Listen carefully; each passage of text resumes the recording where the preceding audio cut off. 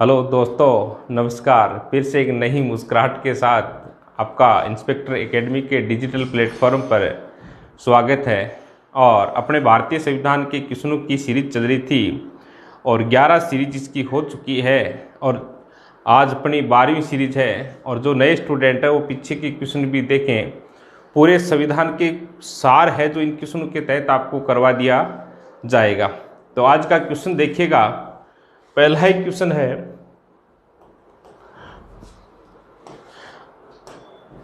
कि भारत का solicitor general होता है। भाई, सोलिसिटर जनरल होता है और एक होता है अटॉर्नी जनरल होता है, एक होता है एडवोकेट जनरल। भारत में 3 पोस्ट होती है। भारत का सोलिसिटर जनरल बोले चाहे एक सोलिसिटर जनरल होता है, एक अटॉर्नी जनरल होता है और एक एडवोकेट जनरल होता है। सोलिसिटर जनरल की बात नहीं की थी और अटॉर्नी जनरल की बात अपन ने पिछले वीडियो में कर ली थी। तो इसका क्वेश्चन का आंसर क्या होगा? एक प्रशासनिक अधिकारी होता है, एक न्यायिक सलाहकार होता है, प्रधानमंत्री का सलाहकार होता है, राष्ट्रपति को सलाह देने के लिए कानूनी अधिकारी होता है। तो सोलिसिटर जनरल होता है तो एक प्रशासनिक अधिकारी होता है। क्या होता है? एक प्रशासनिक अधिकारी होता है और ये न्यायिक सलाह देता है। क्या देता है? सलाह तो कानूनी सलाह देता है, सॉरी न्यायिक सलाह नहीं देता है। सलाह कौन सी देता है? कानूनी सलाह देता है। तो सोलिसिटर जनरल की बात की जाए तो सोलिसिटर जनरल जो आपका है ये अटॉर्नी जनरल के अधीन होता है। किसके अधीन होता है? अटॉर्नी जनरल या बोल सकते हैं महान्यायवादी के क्या होता है? अधीन होता है। और महान्यायवादी देश का सबसे बड़ा क्या होता है? विधि अधिकारी होता है। और महान्यायवादी के बाद दूसरा जो सबसे बड़ा विधि अधिकारी है वो कौन होता है? तो कौन होता है आपका महान्यायवादी? ये सोलिसिटर जनरल देश का दूसरा सबसे बड़ा क्या होता है? विधि अधिकारी होता है। आई बात समझ में? अब यहां से और क्वेश्चन बन सकता है कि वर्तमान में भारत के सोलिसिटर जनरल कौन है? तो वर्तमान में भारत के सोलिसिटर जनरल है तुषार मेहता। तुषार मेहता वर्तमान में भारत के क्या है? सोलिसिटर जनरल है। एक प्रशासनिक अधिकारी होता है, देश सरकार का दूसरा सबसे बड़ा कानूनी सलाहकार होता है। ये अटॉर्नी जनरल या महान्यायवादी के क्या होता है? अधीनस्थ होता है। तो एक क्या होगा? प्रशासनिक अधिकारी होता है। आज का नेक्स्ट क्वेश्चन बताए देखें, जिला कलेक्टर किस अधिकारी के अधीनस्थ कार्य करता है? ये क्वेश्चन वैसे तो अलग अलग राज्यों में अलग अलग हिसाब से बनता है, परंतु राजस्थान के देखें तो यही जिला कलेक्टर किस अधिकारी के अधीनस्थ कार्य करता है। देखो, देश का सबसे बड़ा जो प्रशासन होता है उसका प्रशासनिक अधिकारी होता है वो मुख्य सचिव होता है। ठीक है, चीफ सेक्रेटरी होता है। और मुख्य सचिव को जैसे कोई मान लीजिए नागरिकों को आदेश पहुंचाना है तो उसकी क्या चलती है? निश्चित कड़ी चलती है। मुख्य सचिव अपना आदेश देता है संभागीय आयुक्त। तो राजस्थान में संभाग कितने हैं? 7। और संभागीय आयुक्त आदेश किसे देते हैं? जिला कलेक्टर को। और जिला कलेक्टर किसे देते हैं? उप जिला कलेक्टर को देते हैं। तो एक निश्चित क्या चलता है? क्रम चलता है, एसडीएम का, तहसीलदार का, नायब तहसीलदार का। तो कहने की बात है कि जिला कलेक्टर किस अधिकारी के अधीनस्थ? अधीनस्थ का अर्थ होता है नीचे, उसके अधीन रहकर कार्य करता है। तो जिला कलेक्टर किसके अधीन रहकर कार्य करता है? संभागीय आयुक्त के अधीन रहकर कार्य करता है। जैसे सीकर जिले का संभाग कौन सा है? तो जयपुर अपना संभाग है। और जयपुर में जो संभागीय आयुक्त है उसके अधीन कौन करते हैं? सीकर के कलेक्टर साहब कार्य करते हैं। आई बात समझे? तो मुख्य सचिव संभागीय आयुक्त को, संभागीय आयुक्त कलेक्टर को आदेश देता है। नेक्स्ट क्वेश्चन देखो, कानूनी विषय पर राज्य सरकार को कौन परामर्श देता है? जो कानूनी विषय हैं, जैसे अपन ने पिछले वीडियो में बात की थी कि कानूनी विषयों पर केंद्र सरकार को सलाह कौन देता है? तो केंद्र सरकार को कौन सलाह देता है? केंद्र सरकार को सलाह। तो केंद्र सरकार को सलाह ध्यान रखना महान्यायवादी देता है। और राज्य सरकार को सलाह कौन देता है? महाधिवक्ता। महान्यायवादी किसको देता है? केंद्र सरकार को। आंसर गलत है, एडवोकेट जनरल, या इसको बोल सकते हैं महाधिवक्ता। महाधिवक्ता है या एडवोकेट जनरल है, ये राज्य सरकार को क्या देता है? कानूनी सलाह देता है। आई बात समझ में? अब देखो आर्टिकल 165 के तहत, अनुच्छेद 165 के तहत भारत के प्रत्येक राज्य में एक क्या होगा, महाधिवक्ता होगा। नियुक्ति राज्यपाल करता है, राज्य सरकार का सबसे बड़ा कानूनी सलाहकार होता है, और राज्य सरकार का सबसे बड़ा कानूनी सलाहकार होता है। राज्य का प्रथम विधि अधिकारी कौन होता है, तो भी महाधिवक्ता होता है। और अनुच्छेद 177 कहता है, आर्टिकल 177 कहता है कि महाधिवक्ता है जो राज्य विधानमंडल की बैठकों में भाग ले सकता है, बोल सकता है, राज्य की जो समितियां होती है विधानसभा में उन समितियों का सदस्य बन सकता है, परंतु किसी विषय पर राज्य विधानमंडल में वोटिंग करवाई जाए, मतदान करवाया जाए तो वो वोटिंग नहीं दे सकता है। तो आर्टिकल 165 के तहत भारत में क्या होगा, महान्यायवादी होगा, और 177 के तहत महान्यायवादी राज्य विधानमंडल की बैठकों में भाग ले सकता है, बोल सकता है, परंतु मतदान नहीं कर सकता। और महान्यायवादी राज्य सरकार का सबसे बड़ा कानूनी सलाहकार होता है, और राज्य का प्रथम विधि अधिकारी कौन होता है, तो महाधिवक्ता होता है। राज्य का प्रथम विधि अधिकारी महाधिवक्ता होता है या एडवोकेट। और देश का प्रथम विधि अधिकारी कौन होता है, तो महान्यायवादी होता है, अटॉर्नी जनरल होता है। नेक्स्ट क्वेश्चन, भारतीय लेखा परीक्षण तथा लेखा विभाग का मुखिया कौन होता है। देखो लेखा परीक्षण की बात की गई है, किसकी बात की गई है, लेखा परीक्षण या लेखा विभाग। देखो होता क्या है कि भारत का जो पैसा है वो संचित निधि में होता है, और संचित निधि से पैसा निकालने का अधिकार किसके पास होता है, संसद के पास होता है। संचित निधि भी दो प्रकार की होती है, एक आकस्मिक संचित निधि होती है, एक संचित निधि होती है। तो संचित निधि से पैसा निकालने का अधिकार संसद के पास होता है, संचित निधि पर अधिकार किसका होता है, संसद का होता है। अब संसद क्या करती है, बजट पारित करती है, और बजट की एक भारत में क्या चलती है, निश्चित प्रक्रिया चलती है। बजट पारित करती है तो देखो क्या होता है कि सर्वप्रथम बजट को क्या किया जाता है, प्रस्तुत किया जाता है। क्या किया जाता है, प्रस्तुत किया जाता है। जैसे ही बजट को प्रस्तुत किया जाता है, फरवरी माह के अंतिम कार्रवाई दिवस पर क्या किया जाता है, बजट को प्रस्तुत किया जाता है। और जैसे ही बजट प्रस्तुत होता है, प्रस्तुत होने के बाद अनुमान समिति क्या करती है, जांच करती है। क्या करती है, अनुमान समिति जांच करती है। बजट में जो लाए गए अनुमान है उनकी जांच करती है अनुमान समिति या प्राक्कलन समिति। अनुमान समिति बजट के अनुमानों की जांच करती है। जांच करने के बाद क्या देती है, अपनी रिपोर्ट देती है, और रिपोर्ट के बाद बजट क्या होता है, पारित होता है। पारित होने के बाद क्या होता है, विनियोग विधेयक से क्या निकाला जाता है, धन निकाला जाता है। विनियोग विधेयक लाया जाता है, और जैसे ही विनियोग विधेयक से धन निकाला जाता है, भारत सरकार खर्च करती है, और इस खर्च की रिपोर्ट कौन तैयार करता है, सीएजी। लेखा मतलब भारत सरकार द्वारा किए गए खर्चों का लेखांकन का कार्य कौन करता है, सीएजी। और महालेखाकार दो आते हैं, मुखिया की बात की गई है ना, वैसे लेखाकार होता है। सीएजी अपनी रिपोर्ट बनाता है। सीएजी अपनी रिपोर्ट किसे देता है, अनुच्छेद 151 के तहत सीएजी अपनी रिपोर्ट राष्ट्रपति को देता है। किसको देता है, राष्ट्रपति को। राष्ट्रपति इस रिपोर्ट को कहाँ रखता है, संसद में रखता है, और संसद में इस रिपोर्ट की जांच कौन करती है, लोक लेखा समिति करती है, पब्लिक अकाउंट कमेटी करती है। अब देखो भारत सरकार खर्च करती है, परंतु इस खर्च की रिपोर्ट कौन तैयार कर रहा है, तो कौन तैयार कर रहा है, सीएजी, केग तैयार करता है। और केग को हिंदी में क्या बोलते हैं, भारत का नियंत्रक एवं महालेखा परीक्षक बोला जाता है। कंप्ट्रोलर एंड ऑडिटर जनरल बोला जाता है, ध्यान रखना है ना। तो सीएजी क्या होता है, भारत के लेखा परीक्षण व लेखा विभाग का मुखिया होता है। सीएजी का काम यही है कि भारत सरकार जो भी खर्च करे या राज्य सरकार जो भी खर्च करे, उस खर्च की क्या करना है, रिपोर्ट तैयार करना है। और रिपोर्ट किसको देनी है, राष्ट्रपति को देनी है।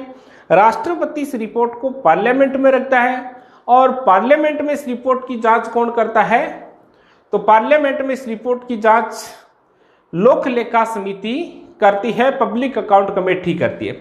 अब यह भी ध्यान रखना, अनुमान समिति और लोक लेखा समिति। लोक लेखा समिति की जुड़वा बहन किसे कहते हैं? अनुमान समिति को कहते हैं, क्योंकि लोक लेखा समिति उसी रिपोर्ट की जांच करती है जो अनुमान समिति तैयार करती है। तो आंसर क्या हो गया? भारत का नियंत्रक एवं महालेखा परीक्षक। नेक्स्ट क्वेश्चन देखो भाई, बताएं देखें भारत के केंद्रीय स्तर पर लेखांकन तथा लेखा परीक्षण किसके अधिकार क्षेत्र में आता है? सेम ही क्वेश्चन है, तो बताएं देखें किसके अधिकार क्षेत्र में आता है? भारत के केंद्रीय स्तर पर सेंट्रल गवर्नमेंट की बात की गई है, लेखांकन तथा लेखा परीक्षण किसके अधिकार क्षेत्र में? तो वही कौन करता है? नियंत्रक एवं महालेखा परीक्षक सीएजी क्या करता है? लेखांकन का कार्य करता रहता है। नेक्स्ट क्वेश्चन, भारत के नियंत्रक एवं महालेखा परीक्षक की नियुक्ति कौन करता है? जो सीएजी होता है, केग होता है। सीएजी होता है नियंत्रक एवं महालेखा परीक्षक होता है। इस सीएजी का उल्लेख भारतीय संविधान में किया गया है कि नहीं किया गया है? तो सीएजी का उल्लेख भारतीय संविधान के भाग 5 में किसका उल्लेख किया गया है? सीएजी का। और 5 का उल्लेख किन किन अनुच्छेदों में है? तो अनुच्छेद 52 से आर्टिकल 52 से आर्टिकल 151 तक किसका उल्लेख है? संघ सरकार का उल्लेख है, भाग 5 का उल्लेख है। और भाग 5 में ही अनुच्छेद 148 से 151 तक किसका उल्लेख किया गया है? नियंत्रक एवं महालेखा परीक्षक का उल्लेख किया गया। और आर्टिकल 148 में अनुच्छेद 148 में कहा गया है कि नियंत्रक एवं महालेखा परीक्षक की नियुक्ति राष्ट्रपति करेगा। कौन करेगा? राष्ट्रपति। किस आर्टिकल के तहत करता है? तो 148 के तहत करता है। भारत के नियंत्रक एवं महालेखा परीक्षक की नियुक्ति राष्ट्रपति करता है, अनुच्छेद 148 के तहत करता है। अब देखिएगा बात, आगे बात की जाए इसकी, तो राष्ट्रपति करता है, क्लियर हो गई। और अठाने की प्रक्रिया है वो सर्वोच्च न्यायालय के न्यायाधीश के समान, जो सुप्रीम कोर्ट के न्यायाधीशों को अठाने की प्रक्रिया, सेम अठाने की प्रक्रिया किसकी होती है? सीएजी की होती है। नेक्स्ट क्वेश्चन देखो, कंप्ट्रोलर एंड ऑडिटर जनरल सेवानिवृत्त होते हैं। देखो कंप्ट्रोलर, वैसे इसका शॉर्ट नेम होता है सीएजी, नियंत्रक एवं महालेखा परीक्षक। अब सामान्य अपन कई बार बोलते वक्त बोलते थे कंट्रोलर एंड ऑडिटर जनरल, बोलते हैं ना, नियंत्रक एवं महालेखा परीक्षक को बोल देते हैं कंट्रोलर एंड ऑडिटर जनरल। ध्यान रखना, सीएजी का अर्थ कंट्रोलर एंड ऑडिटर जनरल नहीं होता, उसका अर्थ होता है कंप्ट्रोलर एंड ऑडिटर जनरल होता है। ठीक है, तो सी का अर्थ यहाँ क्या लेना है? कंप्ट्रोलर लेना है, या इसको गलत मत मान लेना, ये सही है ऑडिटर जनरल। मतलब सीएजी जो होता है, जो केग होता है, नियंत्रक एवं महालेखा परीक्षक होता है, उसके रिटायर्ड की आयु क्या होती है? सेवानिवृत्ति की आयु क्या होती है? तो बताएं, देखिए 4 ऑप्शन है आपके पास कि सेवानिवृत्ति की आयु कितनी होती है। ए ऑप्शन होगा, बी ऑप्शन होगा, फटाफट कमेंट करे देंगे, मैं देख रहा हूं आपका कमेंट क्या होता है। तो ध्यान रखना, सेवानिवृत्ति की जिसकी आयु है 6 वर्ष या 65 वर्ष आयु पूर्ण होने पर, मतलब चाहे 6 वर्ष उसकी आयु पूर्ण कर चुका हो या 65 वर्ष की आयु पूर्ण कर चुका हो, तो उसको क्या देना पड़ता है? सेवानिवृत्ति लेनी ही पड़ती है। नियुक्ति की आयु 6 वर्ष या 65 वर्ष आयु की पूर्ण। जैसे मान लीजिए कि वो 50 वर्ष की आयु में क्या बना? सीएजी बना, तो उसको 56 का होते क्या देना पड़ेगा? त्याग पत्र। या मान लीजिए कि वो 63 का होकर 63 की आयु में सीएजी बनता है, तो 65 का होते, जो भी मतलब पहले हो उसको क्या देना पड़ेगा? त्याग पत्र देना पड़ेगा। ठीक है, तो ये था आपका 282 नंबर का क्वेश्चन। नेक्स्ट क्वेश्चन देखिएगा, निम्नलिखित में से किसकी नियुक्ति लोक धन के व्यय की निगरानी के लिए संसदीय प्रहरी के रूप में की जाती है? देखो क्वेश्चन को ध्यान से सुनना है। लोक धन वही बात है, अपने जो मोदी जी विदेश जाता है ना, तो वो पैसा अपना ही है, गहलोत जी कहीं जाते हैं तो वो पैसा अपना ही है, वो घर से पैसा लेकर नहीं आते हैं या कोई सरकार उनको अलग से नहीं देती है, अपने पैसे के वो मजे लेते हैं बस, बाकी कुछ नहीं। ये सोच लेना, टैक्स अपन देते हैं और यूज वो करते हैं। तो जो ये जो धन जाता है इसे लोक धन बोलते हैं, क्योंकि सबकी संपत्ति है। और वे की निगरानी के लिए संसदीय प्रहरी के रूप में, कि संसदीय प्रहरी के रूप में कौन कार्य करता है, तो मान्यवादी करता है? नहीं। ये कौन होता है? कानूनी सलाहकार होता है, तो ये नहीं करता है। सॉलिसिटर जनरल ये भी कानूनी सलाहकार होता है, एडवोकेट जनरल ये भी कानूनी सलाहकार होता है। और निगरानी कौन करता है? तो नियंत्रक एवं महालेखा परीक्षक करता है, CAG करता है। CAG क्या करता है? इस भारत का जो सार्वजनिक धन है उसके वेग की क्या करता है? वो निगरानी करता है। नेक्स्ट क्वेश्चन, भारत में संसदीय समिति प्रणाली की शुरुआत निम्नलिखित में से किसकी सिफारिश पर किया गया था? देखो, जो पार्लियामेंट कमेटी होती है, कौन सी कमेटी की बात की गई? संसदीय समितियों की बात की गई है, या पार्लियामेंट कमेटी। जैसे आपने सुना होगा लोक लेखा समिति, अनुमान समिति, या ये प्राक्कलन समिति, सार्वजनिक उपक्रम समिति है, वित्तीय समितियां हैं, ये सारी जो समितियां आती हैं, इन समितियों का जो गठन है, इनकी शुरुआत है वो किस समिति की तहत सिफारिश पर की गई थी? तो बताएं देखिए आंसर क्या होगा इसका।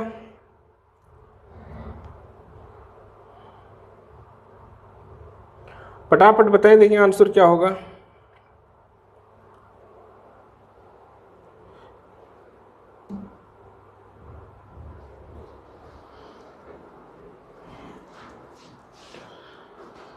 हस्कर समिति है, देवघर समिति है, संसदीय नियम समिति। तो ध्यान रखना इसका आंसर होगा संसद की जो नियम समिति है, उस नियम समिति की सिफारिश पर किसकी शुरुआत की गई थी? तो संसदीय समिति प्रणाली की शुरुआत की गई थी। कि जो पार्लियामेंट कमेटी जो होती है, सिस्टम की जो शुरुआत है वो किस समिति के तहत की गई थी? तो संसद के नियम समिति की सिफारिश पर की गई थी। नेक्स्ट क्वेश्चन, संसद के कितने प्रकार की समितियां होती है? संसद की कितने प्रकार की समितियां होती है? जो पार्लियामेंट कमेटी है, जो संसदीय समितियां हैं, वो कितने प्रकार की होती है? एक प्रकार, दो प्रकार? तो देखो, दो प्रकार की होती है। एक स्थायी समिति होती है और एक कौन सी होती है? तदर्थ समिति होती है। एक स्थायी समिति होती है, दूसरी कौन सी होती है? तदर्थ समिति होती है। तो संसद की समितियां कितने प्रकार की? दो प्रकार की, स्थायी और तदर्थ। तो आंसर क्या होगा इसका? उपयुक्त सभी। देखो, स्थायी समितियां क्या होती है? स्थायी समितियां प्रति वर्ष बनाई जाती हैं। कब बनाई जाती हैं? प्रति वर्ष स्थायी समितियां बनाई जाती है। देखो, स्थायी समितियों की बात की जाए तो जैसे विभागीय समितियां हैं, ये वित्तीय समितियां हैं, ये कौन सी समितियां आती है? आपकी स्थायी समितियां आती है, और इनका गठन प्रति वर्ष किया जाता है। इनका फिक्स है, 1 मई से इनका कार्यकाल क्या होता है? स्टार्ट होता है। जबकि तदर्थ जो समितियां हैं, इनका गठन प्रतिवर्ष नहीं किया जाता है। इनका उद्देश्य, विशेष उद्देश्य के लिए इनका क्या किया जाता है? गठन किया जाता है। तो तदर्थ समिति को अपन ये भी बोल सकते हैं, क्या कह सकते हैं? अस्थायी समिति भी कह सकते हैं। तो स्थायी समिति प्रतिवर्ष गठन करती है, तदर्थ समिति ये अस्थायी होती है। इसका गठन विशेष उद्देश्यों की पूर्ति के लिए किया जाता है या प्रयोजन के तहत किया जाता है, किस प्रयोजन का इनका टारगेट दिया जाता है। नेक्स्ट क्वेश्चन देखो भाई, कौन सी तदर्थ समिति है? ये जो 4 समितियां हैं, इनमें से कौन सी है जो तदर्थ समिति है? अभी बताई थी कि तदर्थ समिति कौन सी तदर्थ समिति है। तो आंसर क्या होगा बताएं देखिए। याचिका समिति, विशेष अधिकार समिति, आवास समिति या उपयुक्त सभी। किन में तदर्थ समिति कौन है? तो ध्यान रखना, ये सभी क्या है? तदर्थ समिति है। चाहे याचिका समिति की बात करें, विशेष अधिकार समिति की बात करें, आवास समिति की बात करें, सभी क्या है? तदर्थ समिति है। तो आंसर क्या होगा इसका? उपयुक्त सभी। ये तीनों समितियां कौन सी हैं? तदर्थ समितियां हैं, अस्थायी समितियां है। नेक्स्ट, बहुत अच्छा क्वेश्चन है। न्यायिक पुनर्विलोकन या पुनरावलोकन का अर्थ है कि सर्वोच्च न्यायालय कि न्यायिक जो पुनरावलोकन है, इस न्यायिक पुनरावलोकन का अर्थ क्या होता है? वैसे एक दिन बताया था मैंने न्यायिक पुनरावलोकन क्या होता है, किस देश से न्यायिक पुनरावलोकन की प्रक्रिया ली गई है, तो बताएं। देखो न्यायिक पुनरावलोकन क्या है, इसके 2-3 क्वेश्चन बनते हैं। न्यायिक पुनरावलोकन, न्यायिक पुनरावलोकन की बात की जाए तो न्यायिक पुनरावलोकन का प्रावधान भारतीय संविधान में किस देश से लिया गया है? यूएसए से लिया गया है, संयुक्त राज्य अमेरिका से लिया गया। और विश्व में न्यायिक पुनरावलोकन की शुरुआत भी कहां से होती है? यूएसए से होती है, संयुक्त राज्य अमेरिका से होती है। अब भारतीय संविधान के किस अनुच्छेद में न्यायिक पुनरावलोकन का उल्लेख किया गया? तो भारतीय संविधान के किसी भी आर्टिकल में न्यायिक पुनरावलोकन का उल्लेख नहीं किया गया, या न्यायिक पुनरावलोकन जैसे शब्द का उल्लेख नहीं किया गया। परंतु न्यायिक पुनरावलोकन का आधार भारतीय संविधान के किस अनुच्छेद को माना जाता है? अनुच्छेद 13 को माना जाता है। और इस न्यायिक पुनरावलोकन में क्या होता है कि संसद कोई कानून बनाए या राज्य विधानमंडल कोई कानून बनाए, उस कानून की व्याख्या कौन कर सकता है? सर्वोच्च न्यायालय कर सकता है। संविधान का रक्षक कौन होता है या व्याख्याकार कौन होता है? सर्वोच्च न्यायालय होता है। आई बात समझ? अब सर्वोच्च न्यायालय व्याख्याकार होता है और कोई कानून बनाए उसकी व्याख्या कौन करेगा? सर्वोच्च न्यायालय। और सर्वोच्च न्यायालय ये कह दे कि बनाया गया कानून संविधान की क्या करता है?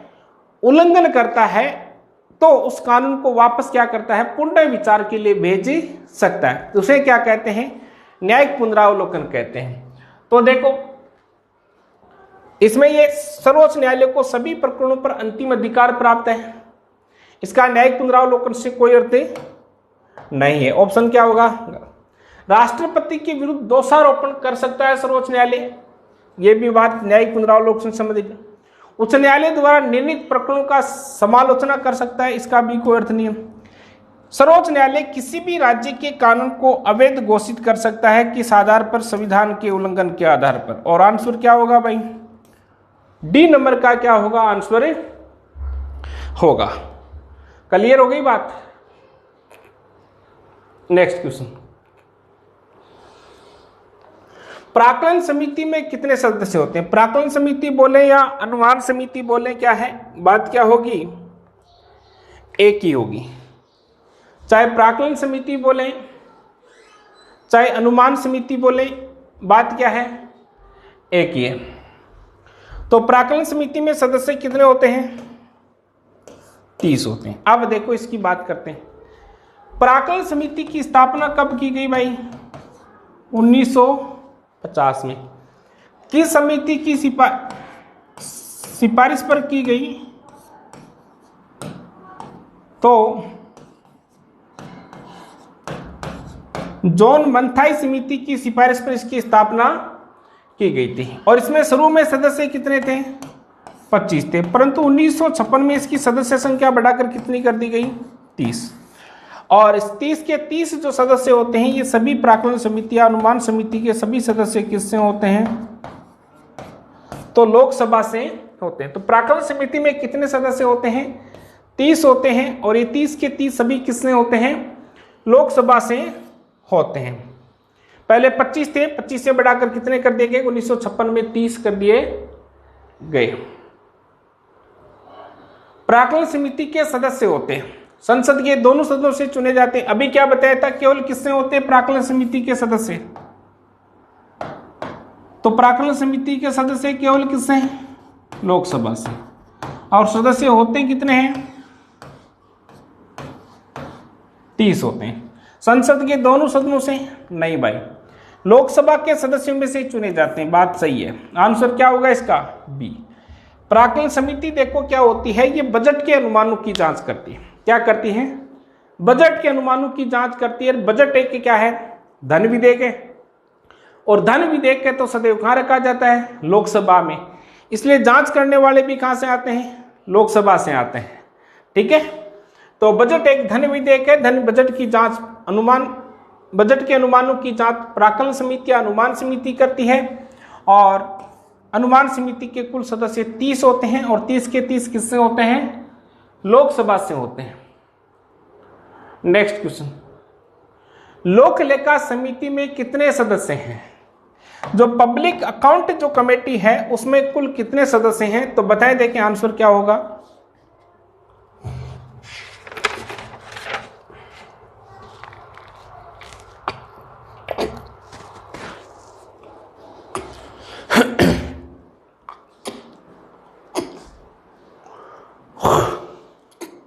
बताएं आंसर क्या होगा। तो बता दें, लोक लेखा समिति में 22 सदस्य होते हैं।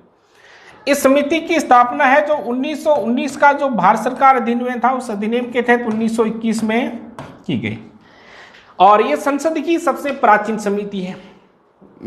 संसदीय समितियों में सबसे प्राचीन समिति कौन आती है? लोक लेखा समिति आती है। और लोक लेखा समिति में टोटल सदस्य कितने भाई? 22 में से 15 किससे? लोकसभा से और 7 किससे होते हैं? राज्यसभा से। और 1967 की बात की जाए, 1967 से पूर्व सत्ता पक्ष का सांसद लोक लेखा समिति का क्या होता था? सदस्य होता था।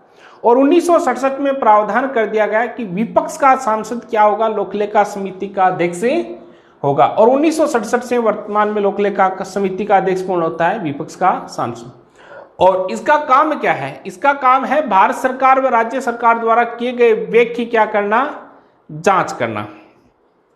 मतलब भारत सरकार ने खर्चा कर दिया, घोटाला कर दिया, सब कुछ कर दिया। घोटाला करने के बाद ये जांच करती है कि हाँ घोटाला किया कि नहीं। इसका काम इतना ही है कि घोटाला किया या नहीं किया, ये कोई सजा नहीं दे सकती। जैसे इस समिति का एक क्वेश्चन पूछा गया है कि शव के परीक्षण के समान कार्य कौन सी समिति करती है? लोक लेखा समिति। जैसे डॉक्टर क्या करते हैं कि व्यक्ति की जैसे मौत हो गई तो मौत होने के बाद क्या करते हैं? उसका पोस्टमार्टम करते हैं, शव का परीक्षण करते हैं, किस कारण मरती है, तो वो जांच पहले ही कर लेते तो मामला ही खत्म था। आई बात समझ? तो शव के परीक्षण के समान कार्य हैं और इसमें टोटल मेंबर कितने होते हैं? 22 होते हैं। नेक्स्ट क्वेश्चन, लोकसभा अध्यक्ष की समिति का पदेन अध्यक्ष होता है। बहुत अच्छा और कंफ्यूजन का क्वेश्चन है, तो बताएं देखें, लोकसभा अध्यक्ष की समिति का क्या होता है? अध्यक्ष होता है। प्राक्कलन समिति का नहीं होता है। लोक लेखा समिति का विपक्ष का सांसद, विशेष अधिकार समिति का नहीं होता है। नियम समिति, लोकसभा संचालन के लिए लोकसभा अपने क्या बनाती है? एक नियम बनाती है और उस नियम बनाने के लिए क्या बनाई जाती है? समिति बनाई जाती है और उस समिति में क्या होता है? 15 सदस्य होते हैं। और लोकसभा में समिति के 15 नियम समिति के 15 सदस्य होते हैं। और इन 15 सदस्यों की बात की जाए तो 15 सदस्य होते हैं और ये 15 सदस्य क्या करते हैं? इस समिति का अध्यक्ष कौन होता है? लोकसभा अध्यक्ष होता है। ठीक है, तो 15 सदस्य होते हैं नियम समिति के और इसका अध्यक्ष लोकसभा स्पीकर होता है। और राज्यसभा में यदि नियम समिति की बात कहाँ की जाए? राज्यसभा में, तो सदस्य कितने होते हैं? 16 होते हैं। आई बात समझ में? और सभापति इसका क्या होता है? अध्यक्ष होता है। और राज्यसभा का सभापति कौन होता है भाई? उपराष्ट्रपति होता है। कौन होता है? उपराष्ट्रपति इसका क्या होता है? सभा अध्यक्ष ही होता है। नेक्स्ट क्वेश्चन, सर्वोच्च न्यायालय के प्रथम मुख्य न्यायाधीश कौन थे? जो सुप्रीम कोर्ट है, सुप्रीम कोर्ट के फर्स्ट चीफ जस्टिस कौन थे? तो बताइए देखिए आंसर क्या होगा। सर्वोच्च न्यायालय के प्रथम मुख्य न्यायाधीश हीरालाल जे कानिया, के.एन. वांचू, एस.एस. सीकरी, वाई.बी. चंद्रचूड़। वाई.बी. चंद्रचूड़। तो बताएं देखें, ध्यान रखना, सर्वोच्च न्यायालय के प्रथम मुख्य न्यायाधीश हीरालाल जे कानिया। ठीक है, और यह महिला मुख्य न्यायाधीश की बात करें तो सर्वोच्च न्यायालय में आज तक कोई महिला मुख्य न्यायाधीश नहीं बनी है। वैसे भारत की प्रथम महिला मुख्य न्यायाधीश की पूछी जाए तो हिमाचल प्रदेश उच्च न्यायालय की आएगी लीला सेठ। और सर्वोच्च न्यायालय की प्रथम महिला न्यायाधीश कौन है? मीरा फातिमा बीबी। ठीक है, और कोई सर्वोच्च न्यायालय में आज तक महिला मुख्य न्यायाधीश नहीं बनी है। संविधान के व्याख्याकार और संरक्षक कौन होता है? कि संविधान की अंतिम रूप से व्याख्या करने का अधिकार किसके पास है और उसका रक्षक कौन होता है उसका? तो देखो ये काम किसके पास है? सर्वोच्च न्यायालय के पास है। सरकार कोई भी कानून बनाती है या संविधान के किसी भी अनुच्छेद की व्याख्या करनी है तो वो करता कौन है? सर्वोच्च न्यायालय क्या करता है? व्याख्या करता है। ध्यान रखना, आई बात समझ में? तो इसका रक्षक व व्याख्याकार कौन होता है? सर्वोच्च न्यायालय। किसी भी मामले में अंतिम व्याख्या है या संवैधानिक मामले की जो व्याख्या है वो केवल कौन कर सकता है? सर्वोच्च न्यायालय कर सकता है, उच्च न्यायालय नहीं कर सकते। नेक्स्ट क्वेश्चन, मूल रूप से संविधान में सर्वोच्च न्यायालय के मुख्य न्यायाधीश के अतिरिक्त कितने न्यायाधीशों की व्यवस्था थी? तो बताए देखिए, मुख्य न्यायाधीश के अलावा सर्वोच्च न्यायालय में कितने न्यायाधीश थे?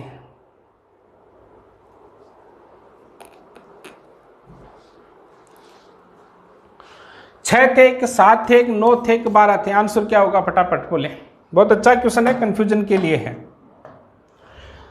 तो अनुच्छेद 124 जब संविधान लागू हुआ तो अनुच्छेद 124 से 147 तक किसकी बात है भाई?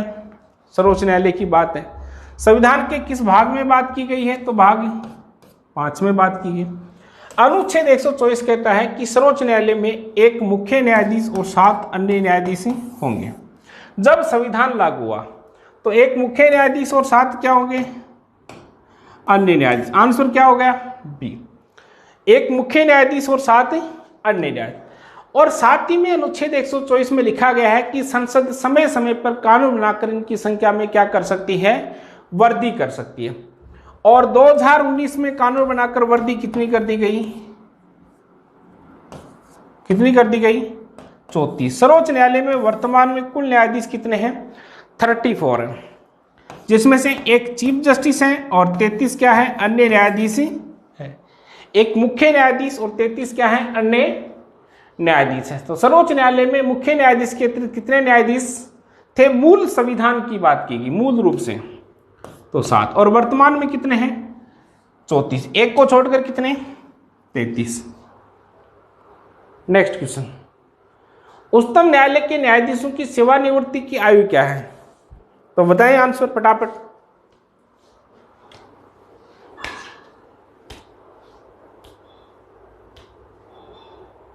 क्या आंसर होगा? फटाफट बताएं। 65 वर्ष, 60 वर्ष, 62 वर्ष? ध्यान रखना, 62 वर्ष तो है हाई कोर्ट और 65 वर्ष किसकी है? जैसे मान लीजिए आप सर्वोच्च न्यायालय के न्यायाधीश बन गए और सर्वोच्च न्यायालय के न्यायाधीश बन गए तो 65 वर्ष के होते ही क्या होना पड़ेगा? आपको रिटायर्ड होना पड़ेगा। कुछ गाइडें 6 वर्ष या 65 वर्ष देती है। 6 वर्ष का फॉर्मेट सर्वोच्च न्यायालय में काम नहीं करता है, ध्यान रखना। ठीक है, तो सेवानिवृत्ति की आयु कितनी? 65 वर्ष। नेक्स्ट क्वेश्चन, सर्वोच्च न्यायालय के न्यायाधीशों को उसके पद से केवल किन प्रमाणित आधारों पर हटाया जा सकता है? कि मान लीजिए आप सर्वोच्च न्यायालय के क्या बन गए? जस्टिस बन गए, न्यायाधीश बन गए, तो किन तथ्यों के आधार पर आपको पद से हटाया जा सकता है? इसी की बात की गई है इसमें। तो कदाचार और असमर्थता 2 शब्द हैं और इन दोनों के आधार पर ही हटाया जा सकता है। अनुच्छेद 124 में इसकी बात की गई है कि कदाचार या असमर्थता के आधार पर हटाया जा सकता है। आज तक किसी को हटाया गया है सर्वोच्च न्यायालय में? तो आज तक किसी भी न्यायाधीश को नहीं हटाया गया। एक बार हटाने को लेकर प्रस्ताव लाया गया था परंतु वो पारित नहीं हुआ है। न तो सर्वोच्च न्यायालय में किसी को हटाया गया है, न हाई कोर्ट में किसी को हटाया गया। केवल हटाने को लेकर ये जो महाभियोग प्रक्रिया होती है 1968 के अधिनियम के तहत ये लाया गया था परंतु पारित किसी के खिलाफ आज तक नहीं हुआ है। नेक्स्ट क्वेश्चन, सेवानिवृत्ति के पश्चात सर्वोच्च न्यायालय के न्यायाधीश वकालत कर सकते हैं? भाई वकील की बात कर सकते हैं या वकालत कर सकते हैं, तो ध्यान रखना नहीं कर सकते। सेवानिवृत्ति की आयु के पश्चात सर्वोच्च न्यायालय के न्यायाधीश वकालत कर सकते हैं, तो नहीं कर सकते हैं, केवल सर्वोच्च न्यायालय में, केवल उच्च न्यायालय में, सर्वोच्च न्यायालय, उच्च न्यायालय में। तो देखो इसकी सीधी फॉर्मेट बता देता हूं, उसके बाद ऑप्शन देखेंगे। अनुच्छेद 124(7) में लिखा गया है कि सर्वोच्च न्यायालय का न्यायाधीश सेवानिवृत्त होने के बाद भारत के किसी भी न्यायालय क्षेत्र में किसी प्रकार की वो वकालत नहीं कर सकता है। सर्वोच्च न्यायालय का न्यायाधीश सेवानिवृत्त होने के बाद देश के किसी भी न्यायालय में वो क्या नहीं कर सकता है, वकालत। केवल सर्वोच्च न्यायालय में भी नहीं कर सकता, केवल उच्च न्यायालय में, सर्वोच्च न्यायालय, उच्च न्यायालय नहीं, किसी भी न्यायालय में वो नहीं कर सकता है। हाँ, यदि हाई कोर्ट का न्यायाधीश सेवानिवृत्त हो, सर्वोच्च न्यायालय का न्यायाधीश कहीं भी वकालत नहीं कर सकता है, केवल निजी प्रैक्टिस कर सकता है। और ध्यान रखना है, हाई कोर्ट का जो न्यायाधीश होता है वो सेवानिवृत्त होने के बाद क्या कर सकता है, वकालत कर सकता है। और दो जगह कर सकता है, एक तो सुप्रीम कोर्ट में कर सकता है और दूसरी कहाँ कर सकता है, वो जिस न्यायालय में उसने काम नहीं किया उस न्यायालय में भी वो वकालत कर सकता है। आई बात समझ में? नेक्स्ट क्वेश्चन, सर्वोच्च न्यायालय के अधिकार क्षेत्र में वृद्धि करने का अधिकार किसे प्राप्त है? सर्वोच्च न्यायालय में के अधिकार क्षेत्र में वृद्धि करने का, भाई सर्वोच्च न्यायालय की जो कार्य क्षेत्र है, जो प्रणाली है, उसकी शक्तियां हैं, उनकी पावर्स हैं, उनमें वृद्धि कौन कर सकता है, ग्रोथ कौन कर सकता है? तो उनमें वृद्धि की बात की जाए तो वृद्धि संसद करती है। किसे दिया गया है वृद्धि करने का अधिकार? संसद को दिया गया है। तो सर्वोच्च न्यायालय के अधिकार क्षेत्र में वृद्धि करने का अधिकार किसे प्राप्त है? तो संसद को प्राप्त है। सर्वोच्च न्यायालय में न्यायिक कामकाज के लिए किस भाषा का प्रयोग किया जाता है? सर्वोच्च न्यायालय के जो न्यायिक प्रणाली है, सिस्टम है, देखो सुप्रीम कोर्ट के कई बार वकील बोलते हैं, अपना स्पीच देते हैं, किसने इस मामले में हमने सुनवाई की, इस प्रकार से सुप्रीम कोर्ट ने निर्णय दिया, वो सारी बात वो इंग्लिश में, इंग्लिश टू इंग्लिश चलते हैं। तो कौन सी भाषा हो गई भाई? सीधी सी बात, अपने लिए जो सबसे बड़ी समस्या वाली भाषा है वो कौन सी है? अंग्रेजी है। और अंग्रेजी में क्या देते हैं, वो अपना स्पीच देते हैं। और आज का लास्ट क्वेश्चन है, भारत में न्यायपालिका का स्वरूप है कि भारत में न्यायपालिका किस प्रकार की है? विकेंद्रीकृत है, एकीकृत है, सामूहिक है, व्यवहारिक है? तो किस प्रकार की है बताएं, देखिए आंसर फटाफट। विकेंद्रीकृत नहीं है, सामूहिक नहीं है, व्यवहारिक नहीं है, क्या है? एकीकृत। किसी विषय पर मान लीजिए किसी मामले में जो सुप्रीम कोर्ट निर्णय देता है, उसी मामले में, उसी प्रकार के मामले में हाई कोर्ट भी सेम निर्णय देगा। ठीक है, तो न्याय व्यवस्था किस प्रकार की है? एकीकृत न्याय व्यवस्था है। तो इसी के साथ आज के 25 क्वेश्चन कंप्लीट है। वीडियो को शेयर करें, लाइक करें, कमेंट करें और नेक्स्ट मिलते हैं नेक्स्ट क्लास में। आज इतना ही, बहुत बहुत धन्यवाद आपका।